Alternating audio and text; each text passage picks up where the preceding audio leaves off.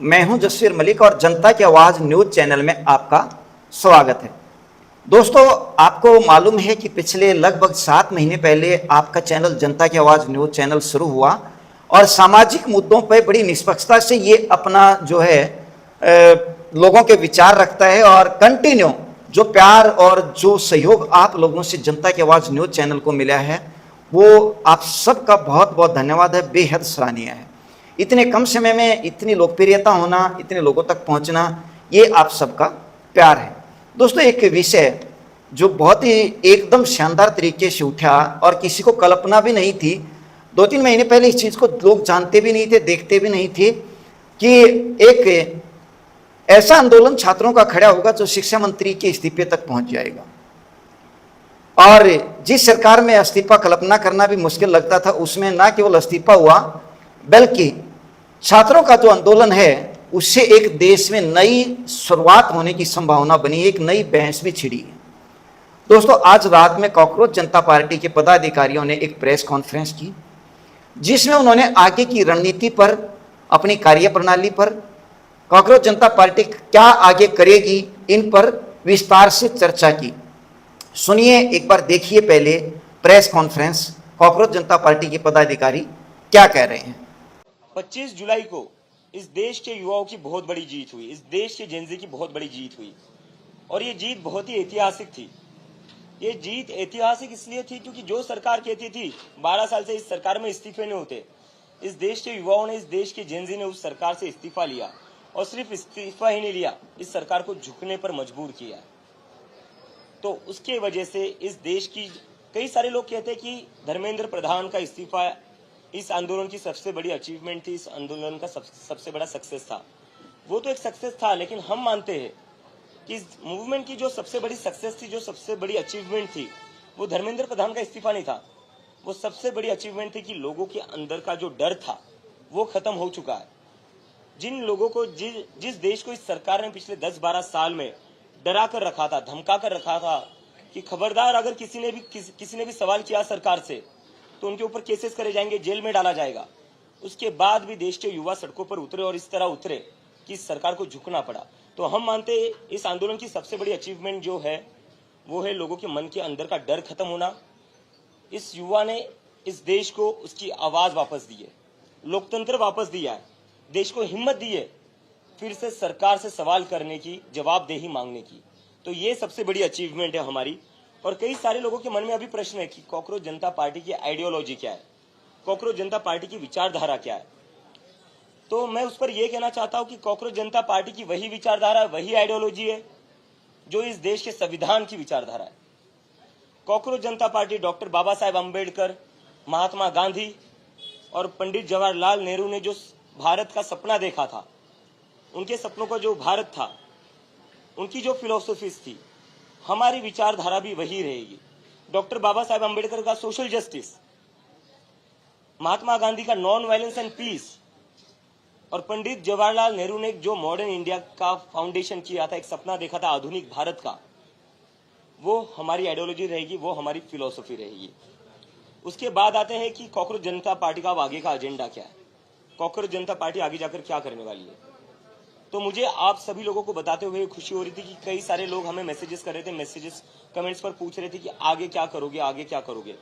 तो उस पर हम एक अनाउंसमेंट करने जा रहे हैं। सितंबर के महीने में कॉकरोच जनता पार्टी एक नेशन वाइड कैंपेन शुरू करने जा रही है। ये एक तरीके का नेशन वाइड टूर होगा हमारा। इस कैंपेन का नाम होगा क्या बोलती पब्लिक, क्योंकि अभी जो जरूरत है वो पब्लिक की बात होने का जरूरत है। पब्लिक को अपनी बात रखनी पड़ेगी, पब्लिक की आवाज सुनने का वक्त आ चुका है अब। और अगर आप पब्लिक की आवाज नहीं सुनोगे तो पब्लिक ये सड़कों पर उतरेगी। तो इसलिए हमने जो डिसाइड किया है, क्योंकि हम वो गलती दोहराना नहीं चाहते जो आज तक इन बाकी लोगों ने दोहराई है। जंतर मंतर का जो हमारा एक्सपीरियंस रहा है, जो हमें समझ में आया है, वो ये रहा है कि इन लोगों का जो कोर फ्रस्ट्रेशन है, ये जो जेनजी है, इनका कोर फ्रस्ट्रेशन ये है कि इन लोगों को डिसमिस किया जाता है, इन लोगों को इग्नोर किया जाता है, इन लोगों से कोई बात नहीं करता, इन लोगों से कोई पूछता नहीं है कि आपकी एक्सपेक्टेशंस क्या है, आपकी प्रॉब्लम्स क्या है, आपके सपने क्या है, इस देश को लेकर आपकी क्या उम्मीदें हैं, क्या होप्स है, ये कोई पूछता नहीं। तो हम वो गलती दोहराना नहीं चाहते।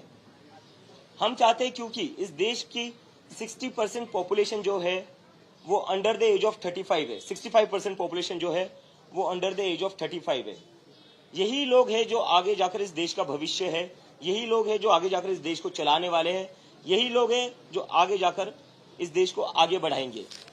तो जो लोग आगे जाकर देश का भविष्य है, उन लोगों को इग्नोर करके, उन लोगों से बिना बात किए, उन लोगों से बिना एंगेज किए आप कैसे कोई पॉलिटिकल डिसीजन ले सकते हो, आप कैसे कोई पॉलिसी डिसीजन ले सकते हो, आप कैसे कोई पार्लियामेंट हो या इलेक्शन हो वहां पर डिस्कशन कर सकते हो। तो हम जो करना चाहते हैं वो करना चाहते हैं इन लोगों से stakeholder consultation, because they are the biggest stakeholder in India right now. Future उनका दाव पर है, जिंदगी उनकी दाव पर है। तो कॉकरोच जनता पार्टी इन सभी पूरे देश भर में घूमेगी, इन सभी लोगों से बातचीत करेगी, समझेगी इनके मुद्दे क्या है, इनकी क्या एक्सपेक्टेशंस है, और देश की एक इन टोटलिटी पॉलिटिक्स किस तरीके की होनी चाहिए, पॉलिटिक्स के मुद्दे क्या होने चाहिए। बिकॉज हम शुरुआत से कह रहे कि हम एक प्रेशर ग्रुप है जो चाहते कि एक पॉलिटिकल डिस्कोर्स चेंज हो इस देश का, क्योंकि पॉलिटिकल डिस्कोर्स में हमारे देश के पॉलिटिकल डिस्कोर्स के नाम पर क्या होता है, यूपी में होता है शमशान बनेगा या कब्रिस्तान बनेगा, महाराष्ट्र में आते हैं तो कहते हैं बटोगे या कटोगे। इससे किसी को जॉब्स नहीं मिल रही है, इससे किसी को अच्छी शिक्षा नहीं मिल रही है। तो हम जो चाहते हैं वो ये है कि मुद्दों की बात हो, शिक्षा की बात हो, बेरोजगारी की बात हो, और इसके साथ साथ इस देश के युवा, उनकी जो भी उम्मीदें, उनके जो भी कंसर्न्स हो, बात उस पर हो, देश के युवाओं की बात हो, उनके मन की बात जरूरी है, क्योंकि दे आर इन मेजॉरिटी, उनकी बात आपको सुननी पड़ेगी। और इसके साथ साथ हमारा जो अभी एक ये रहेगा कि कॉकरोच जनता पार्टी किन मुद्दों पर आगे बढ़ेगी। ये तो हो गया क्या बोलती पब्लिक, एक हमारा नेशन वाइड कैंपेन हो गया। कॉकरोच जनता पार्टी कौन से मुद्दे उठाएगी, ये भी एक बहुत क्यूरियोसिटी है, तो इस पर मैं बोल देता हूँ। एजुकेशन रिफॉर्म्स एक सबसे बड़ी हमारी टॉप प्रायोरिटी रहेगा, क्योंकि आज हमारी देश की जो भी हालत है वो इसी की वजह से, क्योंकि एजुकेशन प्रायोरिटी नहीं है, ना वो किसी भी पॉलिटिकल पार्टी की है, ना वो सरकार में जो लोग बैठे हुए, ना उसकी प्रायोरिटी है। तो इसलिए एजुकेशन रिफॉर्म्स हम चाहते हैं। आज की डेट में हमारे देश में एजुकेशन अनअफोर्डेबल बन चुका है। अगर किसी को अपने बच्चे को स्कूल में भेजना है, एडमिशन दिलवाना है प्राइवेट स्कूल में, सरकारी स्कूलों की तो क्या हालत कर रखी है हमने दिखाई है। पिछले 10 साल में 94,000 सरकारी स्कूल बंद कर दिए गए। इन स्कूलों को सुधारा जा सकता था, रेनोवेट किया जा सकता था, लेकिन सरकार ने क्या चुना, सरकार ने सरकारी स्कूलों को बंद करना चुना, क्योंकि फायदा इससे सीधा प्राइवेट स्कूलों को होगा। तो सरकार की तो कहीं पर भी प्राथमिकता नहीं है कि कैसे ज्यादा से ज्यादा बच्चों को एजुकेशन मिले। हम वो बदलना चाहते हैं। हम चाहते हैं कि ये जो शिक्षा को इतना एक्सपेंसिव बनाया है, स्कूलिंग को इतना एक्सपेंसिव बनाया हुआ है, वो एक तो पहले कम हो जाए। कैसे कोई family, middle class family, lower middle class family अपने बच्चे को अच्छा एजुकेशन दिला सकती है, जब उनको हर साल 1-1.5 लाख की तो फीस ही देनी पड़ती है फर्स्ट या सेकंड स्टैंडर्ड के लिए। उतनी तो ना इनकम होती है, ना सेविंग्स होती है फैमिलीज की। जो परिवार 40-50 हजार कमाता है, घर चलाने में उसके 30-40 हजार जाएंगे, बचेगा क्या? बचेंगे 10 हजार हर महीने के। कहां से एक साल के वो 1-1.5 लाख भरेंगे? तो ये सबसे पहले कम होना चाहिए। प्राइवेट स्कूलों पर कैप लगना चाहिए फीस के रिगार्डिंग। सरकारी स्कूलों पर सरकार को काम करना पड़ेगा। आपकी जिम्मेदारी है सरकारी स्कूल चलाना। जिस तरह से अपने डीमोनेटाइजेशन के बाद हर जिले में अपने मुख्यालय खोल दिए थे, अपने हेडक्वार्टर्स खोल दिए थे, आपने क्यों वैसे स्कूल्स नहीं खोले? उल्टा आप स्कूल बंद करते गए हो। तो ये नहीं चलेगा। एजुकेशन रिफॉर्म जरूरी है। और ये बस प्राइमरी स्कूल की बात नहीं है, जो कॉलेजेस में भी डोनेशन आते, मैनेजमेंट कोटा चलता है, डोनेशन के नाम पर जो सीटें भरी जाती है।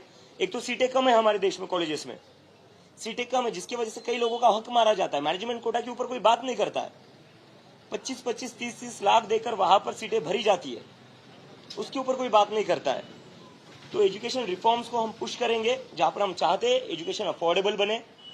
ऐसा एक भी इस देश में व्यक्ति ना हो जिसको लगे कि मेरे बच्चे को मैं पढ़ा नहीं सकता, मैं मेरे बच्चे को इंजीनियर नहीं बना सकता, मैं डॉक्टर नहीं बना सकता, मैं साइंटिस्ट नहीं बना सकता, क्योंकि मेरे पास उतना पैसा नहीं। क्योंकि डॉक्टर बाबा साहेब अम्बेडकर ने कहा था, education is a fundamental right. Education is not a business, it's a fundamental right of every kid that is born in India, and we want to ensure that. उसके बाद में है इंस्टीट्यूशनल अकाउंटेबिलिटी। हमारे देश में जो कुछ हो रहा है, उसके बाद से इंस्टीट्यूशनल अकाउंटेबिलिटी हमारे देश में एक बहुत ही डेंजरस सिचुएशन में है। अभी सारे इंस्टीट्यूशंस के ऊपर पब्लिक का भरोसा कम होते जा रहा है। कम क्या होते जा रहा है, गुस्सा बढ़ते जा रहा है कि अकाउंटेबिलिटी कहाँ बची इन इंस्टीट्यूशंस में। हम पॉलिटिक्स की बात करें, लोग कहते हैं कि हम सुबह किसी को एक पार्टी से चुनते हैं, वो शाम को किसी और पार्टी में होता है। सुबह हम एक सरकार के लिए वोट करते हैं, लेकिन शाम को कोई और ही सरकार बन जाती है। और जब वो नहीं होता है तो ईडी सीबीआई भेजकर पार्टियों को तोड़ा जाता है। तो एक जो पॉलिटिकल सिस्टम है उसके ऊपर से भी लोगों का भरोसा उठते जा रहा है, और अगर ऐसा चलता रहा तो इस देश के डेमोक्रेसी के लिए बहुत ही डेंजरस साइन है। दूसरा, इलेक्शन कमीशन। हमारे देश में एक टाइम हुआ करता था जहां पर वोटर्स सरकार चुनते थे, लेकिन आज के दौर में क्या हो रहा है, सरकार चुन रही है कि वोटर कौन होगा, सरकार चुन रही है कि कौन वोट नहीं करेगा, कौन वोट डालेगा। तो डेमोक्रेसी ऐसे नहीं चल सकती है। तो इस पर इलेक्शन कमीशन की जो अकाउंटेबिलिटी है वो भी फिक्स करनी पड़ेगी। अगर इलेक्शन कमीशन की अकाउंटेबिलिटी फिक्स नहीं करेंगे तो ये देश में इलेक्शन मैनिपुलेशन होता रहेगा, और उससे उसके बाद नाम के लिए इलेक्शंस रह जाएंगे। It will just become a formality, जो हम नहीं चाहते।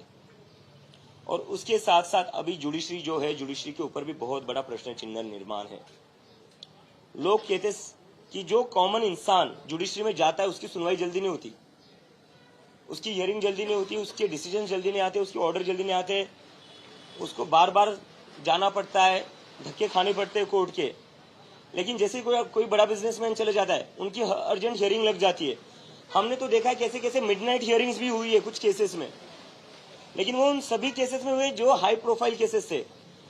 जहां सरकार गिरानी है वहां अर्जेंट हियरिंग हो जाती है, जहां एमपी एमएलए को पार्टी स्विच करवाना है वहां अर्जेंट हियरिंग हो जाती है, अर्जेंट ऑर्डर भी आ जाता है। लेकिन जब इस देश का सामान्य नागरिक जब कोर्ट में जाता है तब अर्जेंट हियरिंग नहीं होती है, और तब तो मतलब कुछ जज तो ऐसे वो स्टेटमेंट भी दे देते कि हमारे पास अभी इसके लिए टाइम नहीं है। तो इसके वजह से देश के लोगों का जुडिशरी से भी भरोसा उठता जा रहा है। और उसके साथ साथ जो सबसे कंसर्निंग बात है, कई मीडिया के साथी यहाँ खड़े हुए, ये ग्राउंड रिपोर्टर से आप लोगों की हम बहुत इज्जत करते हैं क्योंकि हम लोगों को पता है आप कितनी मेहनत करते हो। लेकिन जो मीडिया हाउसेज है उनको कहीं ना कहीं समझना पड़ेगा, देश की जनता आपसे काफी नाराज है। वो नाराज इसलिए क्योंकि आप उनकी बात नहीं कर रहे हो, आप एक पार्टी के गुणगान करने में लगे हुए हो, आप एक पार्टी का बस एजेंडा चलाने में लगे हो। आप उस पार्टी से ना सवाल करते हो, ना आप उस पार्टी से पूछते हो कि अगर आप कोई डिसीजन ले रहे हो उस पर जो पब्लिक का ओपिनियन है आप वो भी नहीं दिखाते हो। आप हर चीज को मास्टर स्ट्रोक करते रहेंगे, कहते रहेंगे। सरकार कोई डिसीजन लेती है वो भी मास्टर स्ट्रोक है, सरकार कोई डिसीजन वापस लेती है वो भी मास्टर स्ट्रोक है। तो मुझे लगता है कि मीडिया को अगर इतना ही हर चीज में मास्टर स्ट्रोक दिख रहा है तो ये जनता आपके टीवी चैनल्स देखना बंद कर देगी। आपको तय करना है कि क्या आप जनता की आवाज बनना चाहते हो या आपको बस एक पार्टी की आवाज बने रहना है, आपको बस क्या एक पार्टी की आवाज ही दिखानी है। और मुझे इसकी पता है चीजें, बड़े बड़े एडवर्टाइजमेंट मिलते हैं सरकार से, उसकी वजह से ये सब होता है। इन एडवर्टाइजमेंट से ही आपका मीडिया हाउसेस चलता है। लेकिन ये मत भूलिए, अगर जनता ने मीडिया चैनल्स बंद कर दिए तो एडवर्टाइजमेंट का अचार डालोगे आप, जब देखने के लिए कोई नहीं रहेगा। तो जनता के मुद्दों की बात करिए। अगर आप जनता के मुद्दों की बात नहीं करोगे तो वही होगा। जंतर मंतर का जो आंदोलन है वो सबसे बढ़िया एग्जाम्पल है। मेन स्ट्रीम मीडिया ने इस आंदोलन को पूरा ब्लैकआउट करके रखा था, किसी ने भी चलाया नहीं था। उसके बाद भी आंदोलन सक्सेसफुल हुआ क्योंकि जनता को भी समझ में आ गया अगर मीडिया हमारी आवाज नहीं दिखाएगी, हमारी आवाज नहीं सुनाएगी लोगों को, तो लोग अपनी आवाज खुद लेकर सड़कों पर उतरेंगे। और अब दूसरे प्लेटफॉर्म्स भी आ चुके हैं उसके लिए। और एक लोगों के मन में यह है कि कॉकरोच जनता पार्टी से ही सारी उम्मीदें हैं, और कई लोगों को लगता है कि अब ये सारी चीजें सॉल्व कर देंगे। मैं उस पर यह कहना चाहता हूं, अगर आपको लगता है कोई एक इंसान, कोई एक व्यक्ति सारी चीजें सॉल्व कर देगा तो वैसा नहीं होगा। जो भी इंसान आपसे ये कहता है कि वो सारी चीजें सॉल्व कर देगा वो झूठ कह रहा है, जिसका सबसे बड़ा उदाहरण हमने 2014 में देखा था। कोई एक इंसान, कोई एक व्यक्ति, कोई एक ऑर्गेनाइजेशन कभी भी इतने बड़े देश का जो इतना डाइवर्स है उसका सोल्यूशन नहीं दे सकता। इसके लिए हम जितने भी लोग हमारी मूवमेंट से जुड़े थे या आगे जुड़ना चाहते हैं, जितने भी एनजीओज हो, जितने भी सोशल एक्टिविस्ट हो, सिविल सोसाइटीज हो, जितने भी ऑर्गेनाइजेशंस हो जो काम करते हैं अलग अलग चीज़ों पर, चाहे एजुकेशन हो, चाहे हेल्थ हो, चाहे और कोई इश्यूज हो, उन सभी से हम बातचीत करेंगे, उन सभी का हम एक ब्रॉडर कोएलिशन बनाएंगे। क्योंकि अभी जो देश को ज़रूरत है वो ज़रूरत है सभी लोगों को अपने पॉलिटिकल आइडियोलॉजीज से ऊपर उठकर एक साथ आने की और देश के लिए एक ऐसा ग्रुप बनाने की जो इस सरकार पर प्रेशर डाल सके, बाकी पॉलिटिकल पार्टियों पर प्रेशर डाल सके कि अब तो तुम्हें जनता की बात सुननी पड़ेगी, क्योंकि अब तो तुम्हें जो जनता कहेगी वही करना पड़ेगा। क्योंकि this is what democracy is, of the people, by the people, for the people. वो हमें वापस लाना है। Thank you. इसके बाद आशुतोष अभी सौरभ नहीं प्रश्न अंदर क्यों, प्रश्न अंदर क्यों? 2-3 चीजें बची हैं, उसके बाद आपके प्रश्न। हाँ, इंपॉर्टेंट अनाउंसमेंट है, ऑर्गेनाइजेशन एक्सपांड कर रहे हैं हम, वो सारी चीजें। दोस्तों, जब हम लोगों ने जंतर मंतर में एक ऐतिहासिक प्रोटेस्ट किया था एंड देश भर भी जब हम लोग गए थे, हम लोग का एक संकल्प था कि इस मूवमेंट में हम लोग ज्यादा से ज्यादा लोगों को आवाज देना चाहते हैं, मंच पे लाना चाहते हैं एंड उनके जो दुख दर्द पीड़ा है, आक्रोश है युवाओं के अंदर, वो हमारे मंच के थ्रू लोगों तक पहुंचे, ये बात सरकार तक बात पहुंचे। हमने शुरू में ही बोला था ये एक लीडरलेस मूवमेंट है। हर इंसान जो जंतर मंतर आया, हर इंसान जो इस प्रोटेस्ट के साथ जुड़ा, भले ही वो ग्राउंड पे हो या ऑनलाइन हो, वो अपने राइट में एक लीडर है। तो इसी स्पिरिट में हम लोग यहाँ से डिक्लेयर करना चाहते कि हम लोग एक मेंबरशिप ड्राइव चलाना चाह रहे हैं। ज्यादा से ज्यादा लोग जुड़े। हमारा जो ऑनलाइन वेबसाइट है cockroachjntaparty.org/join, इस पे आप रजिस्टर करिए। Students, young professionals, workers and सारे सिटीजन्स हमारे साथ जुड़िए, कॉकरोच जनता पार्टी से जुड़िए एंड अपनी आवाज को बुलंद करिए। हम सबकी आवाज तब बुलंद होगी जब हम सारे लोग यूनाइटेड होंगे। हम चाहते हैं कि हर एक नागरिक, हर एक युवा जो हमारे ये जो इश्यूज हम लोगों ने बोले उसको अगर केयर करता है, अगर उसके बारे में परवाह करता है, तो उसको एक डायरेक्ट स्टेक मिले एंड हम वो स्टेक देना चाहते हैं ये मेंबरशिप ड्राइव के थ्रू। तो सभी से अपील है कि आप QR कोड स्कैन करें या तो हमारे वेबसाइट पे जाए एंड वहां पे आप रजिस्टर करिए। साथ साथ हमें कुछ रिपोर्ट्स भी आए दोस्तों कि कहीं जगह कुछ लोग कुछ फंडिंग का ड्राइव चला रहे हैं। हम यहां से क्लियर कर देना चाहते कि कॉकरोच जनता पार्टी अभी कोई भी फंड्स एक्सेप्ट नहीं कर रही है, कोई भी किस्म का क्राउड फंडिंग कैंपेन नहीं चला रही है। तो लोग जो दूसरे संस्थानों से जुड़ रहे या ऐसे कैंपेन से जुड़ रहे, वो सावधान रहे, पूरा उनका बैकग्राउंड चेक करिए एंड वेरीफाई करिए कि ये क्या है एग्जैक्टली, क्योंकि हम लोग ऐसा कुछ ऑफिशियली नहीं चला रहे कहीं भी। तीसरा चीज जो हमें एड्रेस करना है दोस्तों, वो हमें इतने बहुत सारे क्वेश्चंस आए प्रोटेस्ट के दौरान भी एंड प्रोटेस्ट के बाद भी, इंस्टाग्राम के थ्रू, ट्विटर के थ्रू, सोशल मीडिया, हम लोग जो लोगों से मिल रहे हैं वो सब हमें पूछ रहे हैं कि कॉकरोच जनता पार्टी क्या है और क्यों। क्योंकि हमने डिक्लेयर किया कि पब्लिक प्रेशर ग्रुप बनना है, तो पब्लिक प्रेशर ग्रुप क्यों बन के रहना है। तो हम ये बता देना चाहते हैं दोस्तों कि हम जानते हैं कि लोग चाहते हैं, युवा चाहती है कि कॉकरोच जनता पार्टी एक पॉलिटिकल पार्टी बने, लेकिन इस टाइम पे जिस किस्म के हालात है इस देश में, इस हालात में एक और पॉलिटिकल पार्टी बनना कोई यूजफुल नहीं होगा, ऐसा हमें लगता है। क्यों? क्योंकि जैसे अभिजीत ने भी बोला, आपने भी पढ़ा, ईडी यूज करके, सीबीआई यूज करके, आईटी यूज करके जो अभी एग्जिस्टिंग पॉलिटिकल पार्टीज है उनको भी तोड़ा जा रहा है। आपका जो वोट है उसका कोई महत्व नहीं बच रहा है, क्योंकि वो डिसाइड कर रहे हैं कि वोट कौन देगा एंड सरकार किसकी बनेगी, एमपीज किस पार्टी में जाएंगे। तो instead of focusing our energy into making a political party, हमारा एनर्जी वहां पे यूज करने से बेटर होगा कि हम लोग ग्राउंड पे जाए, लोगों से जुड़े, लोगों का दुख दर्द पीड़ा आक्रोश ये समझे एंड उनके लिए काम करे, वहां से रिफॉर्म्स निकले, ग्रास रूट लेवल पे एक अकाउंटेबिलिटी का कल्चर बने एंड वहां पे अवेकनिंग हो। तो हमारा एनर्जी वहां बेटर होगा इस टाइम पे। तो हम लोग ये डिक्लेयर करना चाहते हैं, क्लैरिफाई करना चाहते हैं कि इस टाइम पे हम लोग कोई पॉलिटिकल पार्टी नहीं बनाना चाहते, इसको एक पब्लिक प्रेशर ग्रुप के तरह चलाना चाहते, युवाओं के पास जाना चाहते हैं एंड इसलिए हम लोग ये कैंपेन भी कर रहे हैं। तो जितने भी अभी बातें हुई उसके लिए आप समझ सकते हैं कि हमें एक बेसिक संगठन की, बेसिक ऑर्गेनाइजेशन की दरकार है। तो हमें बताते हुए बहुत खुशी हो रही है कि सीजेपी की नेशनल वर्किंग कमेटी ने, एनडब्ल्यूसी ने, जो पहली लेयर ऑफ नेशनल लीडरशिप है उसको रेटिफाई किया है। मैं चाहूँगा कि आप सभी के नाम नोट करें, लेकिन उनकी उम्र ज़रूर नोट करिएगा, क्योंकि एक बहुत ही यंग टीम आगे चल के सीजेपी को लीड करेगी। तो founder national convener Abhijit Dipke 30 years old, मैं आशुतोष रांका और सौरभ दास, मैं 30 वर्षीय और सौरभ 27 वर्षीय, हम लोग को कन्वीनर्स रहेंगे। उसके अलावा अजिंक्य शिंदे ओवरऑल संगठन इंचार्ज एग्जीक्यूटिव हेड होंगे हमारे संगठन के, 35 वर्षीय हैं। दीपक बालियान जी सेकंड इन कमांड संगठन को इंचार्ज रहेंगे। ये लोग मिलकर पूरे देश भर में किस तरह से हमारे संगठन को बढ़ाया जाए, किस तरह से हमारी कार्डर बिल्डिंग की जाए, वो आने वाले समय में करेंगे। इसके अलावा आफरीन नवाज जी 34 वर्षीय नेशनल सेक्रेटरी, वो आज कुछ पर्सनल कारणों से यहाँ पर मौजूद नहीं है। वो पूरा हमारा सेक्रेटेरिएट मैनेज करेगी, जितने भी हमारे ऑपरेशंस हैं, लॉजिस्टिक्स है, वो हैंडल करेंगी। मीडिया लीड, मीडिया के बंधु स्पेशली ध्यान दें, Vijay Reddy Malangi 30 years old, overall media coordinator रहेंगे। जो भी फ्यूचर प्रेस ब्रीफिंग्स होंगी, मीडिया इंटरव्यूज होंगे, आप सभी लोग विजय के टच में रहें। रत्ना को आप सभी लोग जानते हैं, Ratna Singh again 31 years old, हमारा पूरा लीगल सेल रत्ना की टीम लीड करेगी।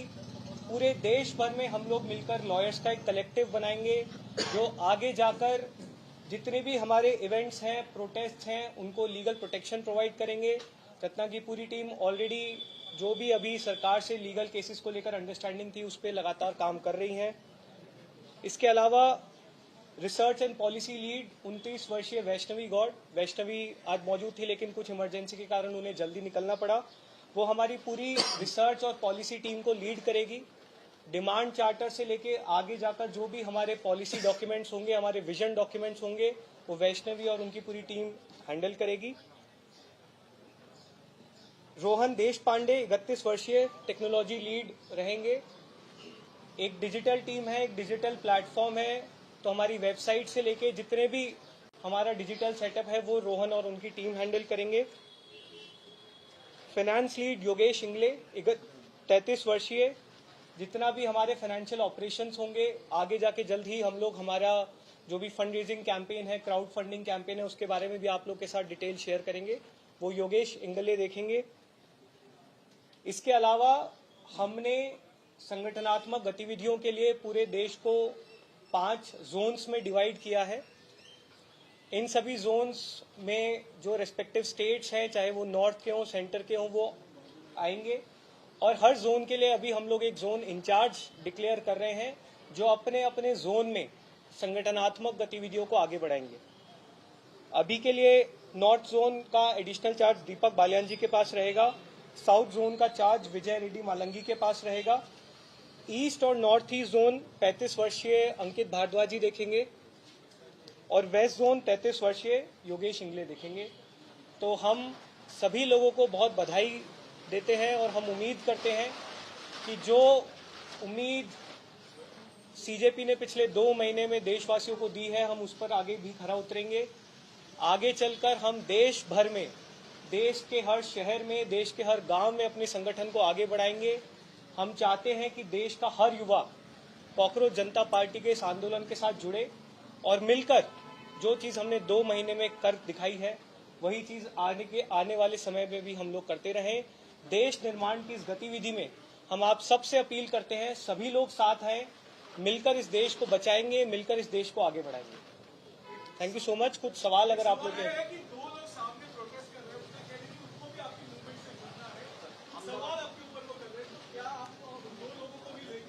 बिल्कुल, आप भी आ सकते हैं सर, आपको भी जुड़ना है तो हम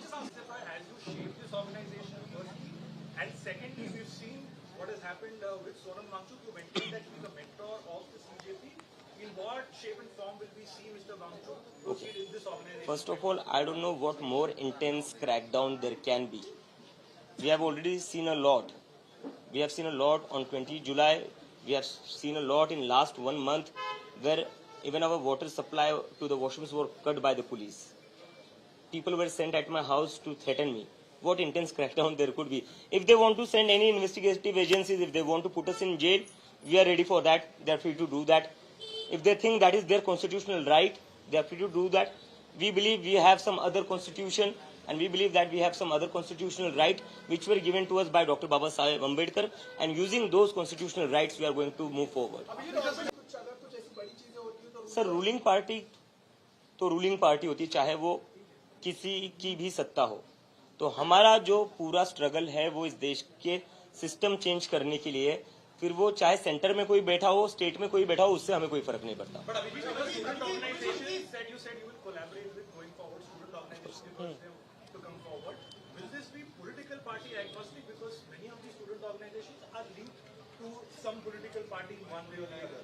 So are you giving a blanket call for every student organization, or like many are saying this is hinted or this is directed at just one section of student organizations? See, first of all, I would like to clear one thing on that. During the Jantar Mantar protest, many student organizations did help us, and nowhere they give it a political color. They were very clear about it that we want to keep it a people's movement, we want to keep it a youth movement, and they have shown that. And that is why we believe that in going forward we can collaborate with them, because they have kept our trust. एक minute इनसे कहा कि आप छात्रों के जो मुद्दे हैं उनको लेकर आप अपने पूरे देश भर का दौरा करेंगे, लेकिन मेरा सवाल सीधा है, झारखंड में जो बच्चे इस समय प्रोटेस्ट पे बैठे हैं, क्या आप लोगों की 2 दिन की जो बैठक हुई है उसमें इसके बारे में चर्चा हुई? आप लोग कब विजिट करने वाले हैं, उनकी जो प्रॉब्लम्स है उसको कब एड्रेस करने वाले हैं, क्या इसको लेकर चर्चा हुई? जस्ट क्योंकि वो स्टूडेंट वो भी है, आपसे उम्मीद रखे हुए हैं इस वजह से। नहीं, हमारी 3 दिन पहले बहुत डिटेल्ड डिस्कशन हुआ था। अभिजीत भी उस समय कॉल पे था। वहाँ के छात्रों से बहुत डिटेल में, विस्तार में हमने उनकी समस्या समझी है, क्या उनकी डिमांड्स हैं उनको बहुत डिटेल में समझा है। सीजेपी की पूरी टीम झारखंड में जो भी हमारे साथी प्रोटेस्ट कर रहे हैं उनके समर्थन में खड़ी है। हम झारखंड की सरकार से मांग करते हैं कि उनकी सभी डिमांड्स को एक्सेप्ट किया जाए। आज जब हम ये बात कर रहे हैं, सीजेपी की तरफ से एक डेलीगेशन रांची पहुंच रहा है, वो वही सभी प्रोटेस्टिंग छात्रों से मिलेंगे, उनकी बात समझेंगे, उनका साथ देंगे और उनको जिस भी प्रकार का सपोर्ट चाहिए होगा सीजेपी की तरफ से मुहैया कराया जाएगा। और जल्द ही हम लोग भी झारखंड जाकर प्रोटेस्टिंग छात्रों के साथ बैठेंगे।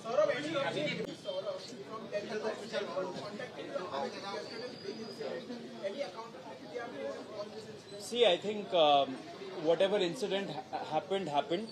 We are talking about nation building right now. Our issues are bigger than all of this. I have, of course, given a former police complaint to the Delhi police, and they are now providing some form of security outside the house. However, all of these things don't matter. We are in for a bigger fight. There are bigger issues to talk about, and we would like to focus just on that. एक minute पहले Chief will be meeting, interacting with the Gen Zs in Mumbai today. This is the same RSS that had labeled the Gen Z movement previously, calling them anti-national. Yes. Do you believe there's some sort of confusion within the Bharatiya Janata Party, and how do they reach out to the Gen Z? I think it's little too late, don't you think? They should have had an interaction on 20th July when these kids were beaten up.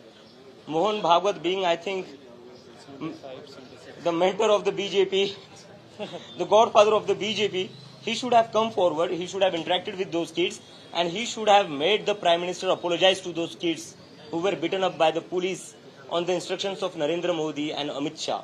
Although if he wishes to interact with the Gen Z, it's a good thing. That means the youth of this country, the Gen Z, have compelled these people to come to the Gen Z and to have a dialogue with them, because until now they were dismissive of them. Sir, हाँ sir,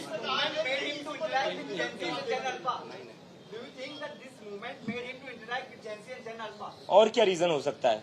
अगर ये आंदोलन नहीं होता, अगर इतने सारे देश के युवा सड़कों पर नहीं आते, तो ये लोगों ने आखिरी बार कब बात करी थी जेनजी से? ये तो इनको कहते थे ये लोग क्या करते, ये लोग सीरियस नहीं है, इंस्टाग्राम पर नाचते। अरे नाचते ही ना, रस्ते पर दंगे तो नहीं करते तुम्हारी तरह। अभिजीत, 3 सवाल पूछ लेता हूँ, तीसरे सवाल से जवाब देना। हिंदी में पूछता हूँ। पहला एक सवाल, आपने कहा कि हम भारत भर जाएंगे और क्या करना है वो आपने पहले तय किया। आप बोलते हो कि क्या बोलती है पब्लिक, आप जाके पूछोगे, लेकिन आपने अभी तो तय कर लिया है कि आप किसके ऊपर काम करोगे, तो आप पब्लिक से क्या पूछने वाला? सवाल एक। सवाल दूसरा है कि आप 5-4 लोग जब भारत भर भ्रमण करोगे, जाओगे, घूमोगे, तो आपके लिए कुछ फंडिंग भी जरूरी है, उसके लिए आप क्या करने वाले हो? अब तीसरा सवाल जो है, आप अभी हम आपको सबको लाइव दिखा रहे हैं, आप हमको बहुत दिनों से गोदी मीडिया कह रहे हो, आज आपको हम गोदी मीडिया लगते हैं। मैं फिर से वापस से कहता हूँ, पहली चीज जो आपने कही कि आप लोगों से भी पूछोगे और आपने भी आपके कुछ मुद्दे रखे, तो मुझे लगता है कोई भी एक ऑर्गेनाइजेशन होती है, उनका एक एजेंडा होना चाहिए और पब्लिक से भी पूछा जाना चाहिए। अगर हमारे पास एजेंडा नहीं होगा तो हम पब्लिक के पास क्या लेकर जाएंगे? पब्लिक को भी लगेगा हम डायरेक्शन लेस है। और एक होता है कि हम क्या चेंजेस लाना चाहते हैं। डेमोक्रेसी में हमारी भी तो चलनी चाहिए ना सर। हम भी तो जो बदलाव लाना चाहते हैं, जैसे आप लोगों को जो बदलाव लाना चाहते हैं वो भी इक्वली इंपॉर्टेंट है जितना हम जो बदलाव लाना चाहते हैं। तो हमें जो चीजें इंपॉर्टेंट लगती है, और ये हमने जो एजेंडा रखा है सर, जो 4 चीजों की बात करी हमने, ये हमें कोई सपना नहीं आया है सर, हम भी महसूस कर रही है, हम भी इसी देश के नागरिक है, हमने भी देखी ये सारी चीजें। महाराष्ट्र में मैं रहता हूँ, मैंने देखा है किस तरीके से यहाँ की पॉलिटिकल पार्टी को तोड़ा गया है, रीजनल पार्टी को तोड़ा गया है, और कहा रीजनल पार्टी को नहीं तोड़ा जा रहा है। बंगाल में क्या हो रखा है, वही हो रखा है। और जंतर मंतर पर बैठने के बाद हमें ये चीजें लगी है। हमने लोगों से जब बात करता था मैं रोज जंतर मंतर पर, तब लोग यही चीजें कहते थे कि आप इसको बस नीट का प्रोटेस्ट मत बनाइए, आप इलेक्शन कमीशन के ऊपर बात करिए, आप इसको बस नीट का प्रोटेस्ट मत बनाइए, आप जुडिशरी पर बात करिए, आप इसे बस नीट का प्रोटेस्ट मत बनाइए, ये जो मीडिया का अभी जो हो चुका है कॉम्प्रोमाइज, उस पर बात करिए।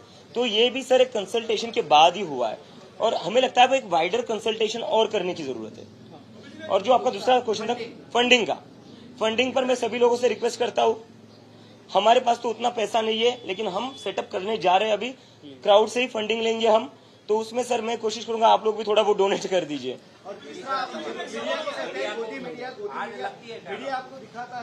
जो ग्राउंड के रिपोर्टर्स है उनकी मैं बहुत रिस्पेक्ट करता हूँ सर, ऑनेस्टली, क्योंकि मैं नहीं, एक डिफरेंस होता है सर, जो एसी कमरों में बैठते हैं वो डिफरेंस होता है सर, क्योंकि जो सरकारी एड का पैसा है ना वो आप लोगों तक नहीं आता।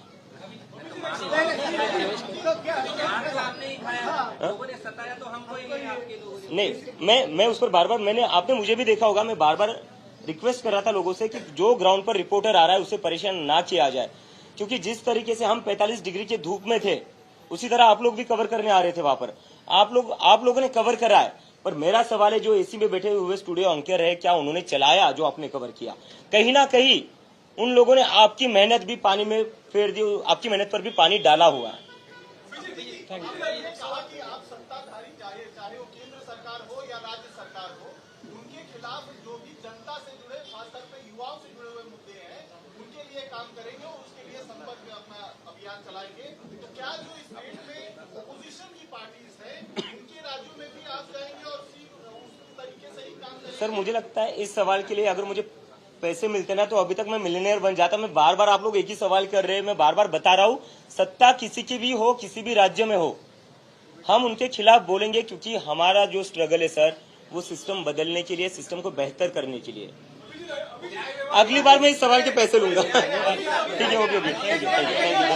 ये आपने देखा, यहाँ पे 3-4 चीजें मुख्य थी। सबसे पहले तो कॉकरोच जनता पार्टी के पदाधिकारियों ने बताया कि उनका राजनीतिक पार्टी बनाने का इस समय कोई विचार नहीं है। उन्होंने इस पर अपना पक्ष स्पष्ट करते हुए कहा कि राजनीतिक नई पार्टी खड़ा हो जाना कोई देश का सही रिफॉर्म करना नहीं है।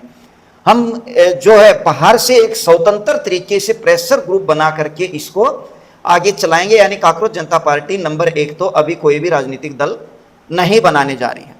दूसरा, इस अवसर पर बोलते हुए अभिजीत दीपके ने कहा, जो आपने देखा, कि धर्मेंद्र प्रधान का इस्तीफा मुख्य बात नहीं है। मुख्य बात यह थी कि जो पिछले 10-12 सालों से देश में ईडी और सीबीआई के नाम पर डर बना रखा था कि सरकार से सवाल नहीं किया जा सकता, सरकार से अपना पक्ष नहीं जाना जा सकता, वो लोगों में खत्म हुआ है। तीसरा, यहाँ पे अभिजीत दीपके ने कहा कि अभी जो जरूरी है वो ये है कि इंस्टीट्यूशंस पर लोगों का भरोसा कम हो रहा है। देखिए, इसमें कोई दो राय नहीं है। वर्तमान में सरकारी मशीनरी के कारण, अफसरशाही और जुडिशरी के कारण वास्तव में संस्थाओं पे लोगों का भरोसा कम हुआ है, युवाओं का भरोसा कम हुआ है और देश के हर नागरिक का भरोसा कम हुआ है।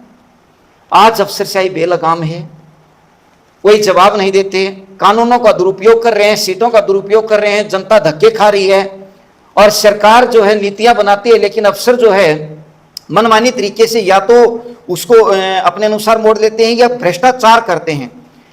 आज भी रेवेन्यू डिपार्टमेंट के अंदर लोगों की रजिस्ट्रियां नहीं हो रही और भारी भरकम भ्रष्टाचार है तहसील कार्यालयों में आज भी, जबकि सरकार बार बार कह रही है इसको रिफॉर्म किया गया। जुडिशरी में भारी भरकम भ्रष्टाचार है, मतलब जलते हुए नोट मिलते हैं जजों के घर पे और जज को खाली ट्रांसफर कर दिया जाता है। जुडिशरी में आज भी अकाउंटेबिलिटी की कमी बहुत ज्यादा नजर आ रही है। मैं हैरान हूं कि कई बार डिस्ट्रिक्टों के ऐसे ऐसे फैसले हैं जिनको सुन करके नजर आता है कि कहां जा रहा है हमारा देश। और जुडिशरी हमारा और सरकारी अफसरशाही हमारा वो तंत्र है जो सीधा जनता से जुड़ा हुआ है। तो इसमें कोई दो राय नहीं है। कॉकरोच जनता पार्टी जो कह रही है इंस्टीट्यूशनल भरोसा कम हो रहा है, ये वास्तव में रिफॉर्म की जरूरत है और सरकारी अफसरशाही को और जुडिशरी को विशेष तौर पे ध्यान देना होगा। सरकारी अफसरों की जवाबदेही सुनिश्चित होनी चाहिए और जुडिशरी फैसला देने से पहले तथ्यों को न केवल देखे, कई बार ऐसे तथ्य हैं जब सामने आते हैं जनता के तो जनता हैरान रह जाती है कि तथ्य क्या बोल रहे थे केस के और फैसले क्या आ रहे हैं देश में। और दोस्तों, नोटों का जो कांड है वो तो हम सब ने देखा ही है, कितना जबरदस्त कांड हुआ है और उसके बावजूद अभी तक खाली रिजाइन और ट्रांसफर तक उसमें सामने आया है। मतलब देश आजादी के बाद एक भी व्यक्ति को, एक भी जज को महाभियोग लगा करके आज तक नहीं हटाया गया है। इसका मतलब क्या आज तक सारे जज देश के अंदर ईमानदार हैं? क्या वास्तव में जुडिशरी इतनी ईमानदार है जो दिख रही है? दोस्तों, हर चीज में सुधार करने की जरूरत है। ये थी कुछ चीजें जो धीरे धीरे करके सामने आ रही हैं। मैं उम्मीद करता हूं कि जो कॉकरोच जनता पार्टी है या भारत की सरकार है या भारत का विपक्ष है या भारत का सामान्य जनमानस है, वो बिल्कुल अकाउंटेबिलिटी पूछेगा और हर सीट पे बैठे हुए व्यक्ति से जवाब मांगेगा और मांगना भी चाहिए। लोकतंत्र में यही जरूरी है और विकसित भारत तभी बन पाएगा जब ट्रांसपेरेंसी होगी और वास्तविकता होगी। न्यायालयों में फैसले बिल्कुल सही होंगे, निष्पक्ष होंगे और जनता को न्याय मिलता दिखेगा भी और न्याय मिलेगा भी, तभी ये जो चीजें हैं वो सामने आएंगी। मिलते हैं एक नए विषय पे। जय हिंद, जय भारत।